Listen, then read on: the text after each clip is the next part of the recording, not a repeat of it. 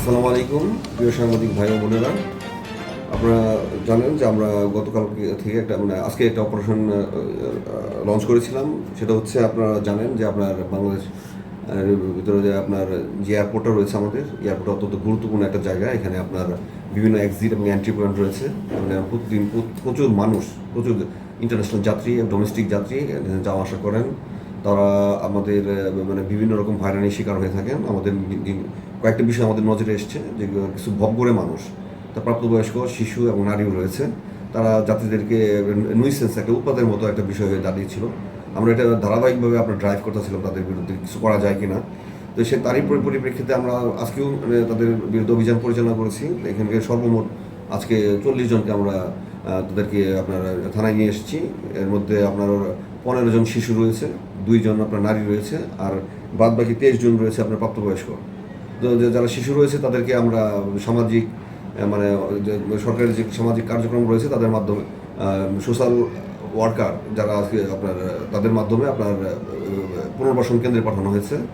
আর বাদ বাকি যারা প্রাপ্তবয়স্ক রয়েছে তাদেরকে স্পেশাল ম্যাজিস্ট্রেটের মাধ্যমে আপনার এই আইনের আওতায় নিয়ে আসা হয়েছে। তো আমাদের মূল লক্ষ্য ছিল এটাই, যে আপনার এখানে তারা যেন ভিক্ষাবৃত্তিটা বন্ধ করে, মানুষকে যেন আপনার হাতে পায়ে না ধরে।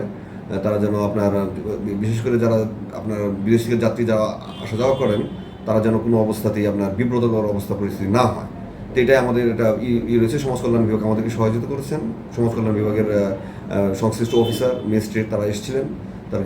তাদের মাধ্যমে আমরা এই শিশুদেরকে আপনার অলরেডি আপনার তাদের বিভাগে আমরা প্রেরণ করেছি। আপনার আরেকটা জিনিস আপনাকে বলতে চাচ্ছি, যে এই পর্যন্ত প্রায় গত কয়েকদিনে আমরা প্রায় 328 জনকে আপনার 18 জনকে আপনার আপনার আটক করে আপনার শিশু এবং কিশোর যারা রয়েছে তাদেরকে আপনার সমাজ কল্যাণ বিভাগে একটা সিংহভাগ তাদেরকে দেওয়া হয়েছে। তারা 2 মাস বা 3 মাস তারা যেভাবে প্রফেশনাল অফিসার যেভাবে নির্ধারণ করেছেন, সেখান থেকে তারা এখানে আপনার পুনর্বাসন হয়ে আপনার তার সমাজে আবার ইন্টিগ্রেটেড হবেন।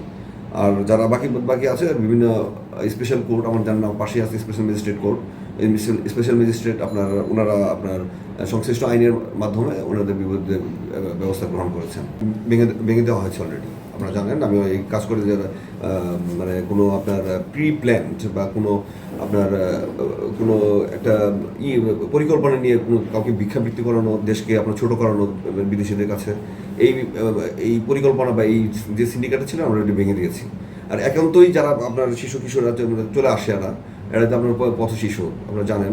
তাদেরকে নিয়ে আমরা কাউন্সিলিং, প্রথমে যে জিনিসটা করার চেষ্টা করছি, কাউন্সিলিং করার চেষ্টা করছি। তারাও এই দেশের নাগরিক, তারা এই দেশের আপনি জন্মগ্রহণ করছেন। তো তাদেরকে আপনার পুনর্বাসন করার দায়িত্ব আপনার এই রাষ্ট্রেরই, আমার আপনার সবারই। তো সুতরাং তাদেরকে যদি কোনো কাউন্সিলিং করা যায়, তা আমরা অলরেডি ভালো পজিটিভ ফিডব্যাক পেয়েছি, যে তাদেরকে কাউন্সিলিং করে অনেকে আপনার শিশু বা অনেক কিশোররা কিন্তু তারা চাচ্ছে যে সমাজের একটা ভালো অংশের সাথে, সমাজে কীভাবে আপনার তারা ভালো অংশের সাথে ইন্টিগ্রেটেড হতে পারে, সমাজের মূল মেইন স্ট্রিমে কীভাবে তারা আপনার অংশগ্রহণ করতে পারে, তাদেরকে কাউন্সিলিংয়ে তারা উদ্বুদ্ধ হয়েছে। আমি একটা রিপোর্টও পেয়েছি তাদের। আশা করছি আমাদের এই চলমান যে আপনার ড্রাইভ বা চলমান যে অভিযান থাকবে, এটা অব্যাহত থাকবে। এবং আপনাদের মাধ্যমে আমি সবাইকে আপনার আহ্বান করছি, সামাজিক শক্তি যদি আমরা সবাই যদি এক হয়ে আসি, তাহলে এই ভিক্ষাবৃত্তিটা এটা একটা লজ্জাজনক একটা পেশা। হ্যাঁ, এখান থেকে আমরা বের হয়ে আসার চেষ্টা করছি। আপনাদের সহায়তার মাধ্যমে সবাইকে আমি বলতে চাই যে আপনার পথ শিশু তারা আমাদের দেশের নাগরিক। এই পথ শিশুদেরকে আপনার তাদের ভবিষ্যৎ নিশ্চিত করার জন্য আমার আপনার সামাজিকভাবে সবাই যদি আমরা ঐক্যবদ্ধভাবে সামনে এগিয়ে আসি। আদারল্যান্ড 24, মাতৃভূমি, বিশ্ব সংবাদ 24 ঘন্টা।